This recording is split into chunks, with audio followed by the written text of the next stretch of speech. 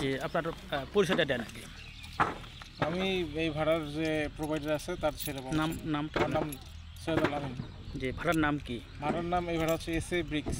যে মালিকের নামটা? মালিকের নাম প্রোভাইডার মোহাম্মদ শওকত আলী। আচ্ছা, এটা এখানে ট্রান্সমিটার হয়েছে কয়টা? 3টা ট্রান্সমিটার হয়ে গেছে। এটা কীভাবে হারালো ওটা? এটা হচ্ছে গত মাসের 10 তারিখে বৃহস্পতিবার রাত ছিল। তো এই সময় তো অফ সিজন চলতেছে, মাঠে তো লোকজন তেমন নাই। আমাদের যে পাহারাদার আছে সে মাঝে মধ্যে আসে রাত্রেবেলা, হয়তো একবার দুইবার রাউন্ড দিয়ে চলে যায়। চলে গেছে রাউন্ড দিয়ে 12টার দিকে নাকি রাউন্ড দিয়ে চলে গেছে। পরে সে অফিসেই ছিল, অফিসে আশপাশ পাহারা দিছে।